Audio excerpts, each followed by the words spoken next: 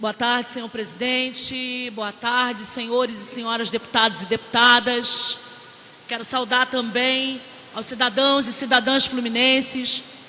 aos que me colocaram nesse lugar, os mais de 40 mil eleitores e eleitoras que confiaram na minha figura para ocupar esse lugar de tamanha responsabilidade. Chego a essa casa trazendo no meu próprio corpo, na minha própria vida,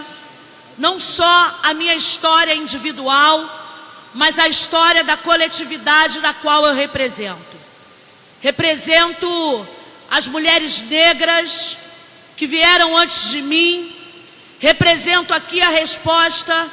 da minha ancestralidade, que resistiu por mais de 350 anos ao suplício, à tortura, à segregação no Estado brasileiro, cimentado por práticas racistas, cimentado no racismo institucional, nas suas relações institucionais e da prática da vida cotidiana. Chego a esse lugar não só para ser voz, chego a esse lugar para trazer comigo a população que, de fato, represento nesse lugar,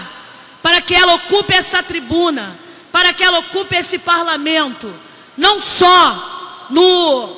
nos dias em que abrimos para que essas galerias se encham, mas que elas possam propor a formulação de projetos de leis e de ações que deem o tom da nossa atuação nessa casa parlamentar.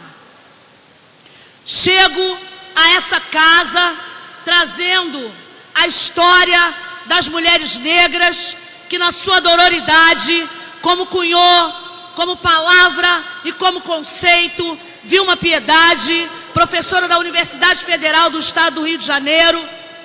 o sentimento de dor que só as mulheres negras, as mães, vítimas da violência frontal do Estado do Rio de Janeiro, vítima da violência do Estado, que subverte a ordem e faz com que mães sejam órfãs de seus filhos. Chego a essa casa com uma história individual e coletiva que se opõe ao pacote de maldades que alinha nas esferas de poder homens com muito poder institucional, mas sem nenhum coração, que reproduzem na sua vida cotidiana, que reproduzem no seu fazer institucional o discurso de ódio que vem permeando a sociedade brasileira já há algum tempo. Chego a essa casa com um sentimento de pertencimento, porque hoje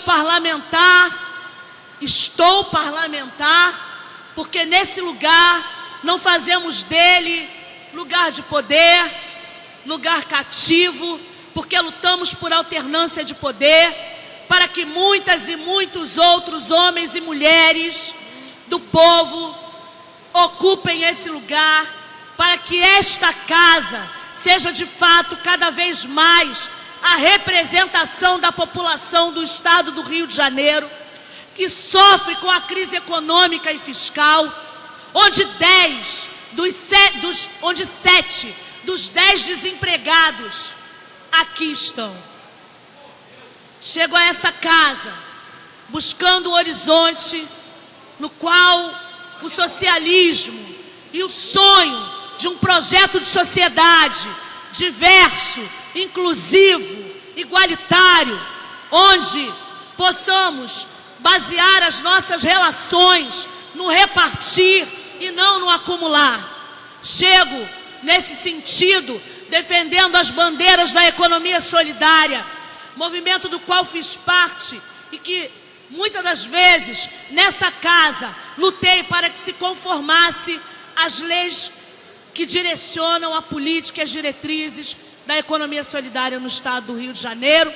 Economia solidária essa que agrega mulheres da agricultura familiar, mulheres das quais, invisíveis, produzem o sustento não só dessa cidade, mas das suas próprias famílias, e contribuem para a diminuição dos efeitos da crise econômica no estado do Rio de Janeiro, que vitimizam as famílias que são, na maioria das vezes, chefiadas por mulheres. Estas mulheres que, com suas mãos, produzem o seu sustento e mudam a vida das suas comunidades. Chego a essa casa com um sentimento imenso de responsabilidade, entendendo que esse lugar, o lugar do parlamento, o lugar de fala, o lugar do poder, da autoridade instituída, nunca esteve nas mãos das mulheres que construíram esse país e que se constituem na maioria da população brasileira. Chego a esse lugar com essa responsabilidade de materializar a dor, a luta, a história de mulheres como a minha mãe, que vieram do Nordeste, que foram empregadas domésticas, operárias. Tenho a responsabilidade de todos os dias denunciar e anunciar nesse lugar que não foi feito para nós, mulheres negras, faveladas, periféricas, e faço questão de marcar, de categorizar esse lugar, porque nós somos desqualificadas, desumanizadas, objetificadas, ridicularizadas. E é nesse lugar do parlamento que venho, não só com meu corpo, com minha voz, representando, como aqui bem dito pela companheira que me antecedeu, a companheira Marielle Franco, que não era somente companheira de legenda e de partido, era companheira da luta, companheira da vida. Venho aqui também trazer a lembrança daqueles que produziram Brumadinho e Mariana, fruto do racismo institucional, do racismo ambiental, que permeia a relação das grandes empresas com o poder público. A sanha gananciosa por mais acumulação, o desrespeito à vida, o desrespeito ao meio ambiente, o desrespeito à própria possibilidade de vida e de existência. Chego a essa tribuna com muita emoção, com muita responsabilidade, mas com muita firmeza para dizer que o processo de inserção e de renovação, da verdadeira renovação da política institucional no Brasil, só será possível se todas as pessoas, se o conjunto da diversidade do povo brasileiro estiver de fato representado e representada nesta casa. Chego nessa casa sim, para representar os invisíveis, para dar voz aos invisíveis e às invisíveis, mas não só para dar voz, mas para estimular com ações concretas que esses e essas invisíveis, que são, e aí quero ratificar, os homens e as mulheres negras periféricos, a juventude, a população LGBTQI+, a população periférica, seja visível. Porque a nossa responsabilidade, independendo das nossas profissões ideológicas ou de fé, e de fé eu entendo muito bem, porque sou uma mulher de fé, vivo essa fé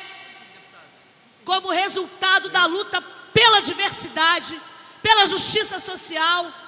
pelo fim da desigualdade, porque é inadmissível que se tenha um discurso de renovação política, de probidade, de transparência, de ética, de moralidade, quando nós temos cidadãos e cidadãs dessa cidade que trabalham todos os dias, que saem das favelas e periferias para pegarem, como eu pego, o metrô lotado. São humilhadas todos os dias nos trens da Supervia, morrem no trem, morrem na linha férrea, são vítimas todos os dias desse sistema que entrega uma política pública escassa, precária e descontinuada. Só de fato poderemos dizer que estamos fazendo ou que estamos produzindo uma nova forma de fazer política, senhores, pouquíssimos e pouquíssimas deputados e deputadas que aqui se encontram. Muito obrigado por estarem aqui, obrigada. Isso demonstra minimamente que ainda há possibilidade de respeito, de empatia, independendo das diferenças ideológicas. Só de fato poderemos produzir uma nova forma de fazer política, uma política que afete as pessoas, uma política que, de fato, incida sobre a vida real, sobre o dado da realidade da vida das pessoas. Quando nós nos dispusermos a ouvir aqueles e aquelas que constroem essa sociedade dia após dia. E eu estou falando da grande maioria da população do estado do Rio de Janeiro, que sofre todos os dias com a ineficácia do sistema de distribuição de água, o que se dá e o que se conota numa divisão social inglória da distribuição de água no estado do Rio de Janeiro. Pessoas que, como eu, saibam o que é ficar um ano sem ter água. Um ano. Eu desafio alguém nessa casa que tenha ficado um ano sem água nessa casa. Eu gostaria que Vossa Excelência concluísse seu discurso, pois o seu tempo já encerrou. Senhor presidente, já estou concluindo. Então, que possamos produzir políticas públicas, projetos de lei que deem conta do dado da vida real e que incidam de verdade na vida dos cidadãos e das cidadãs do nosso querido estado do Rio de Janeiro, porque estamos aqui para fazer política para todos e para todas. Muito obrigado, senhor presidente. Obrigado, senhores e senhoras deputados e deputadas.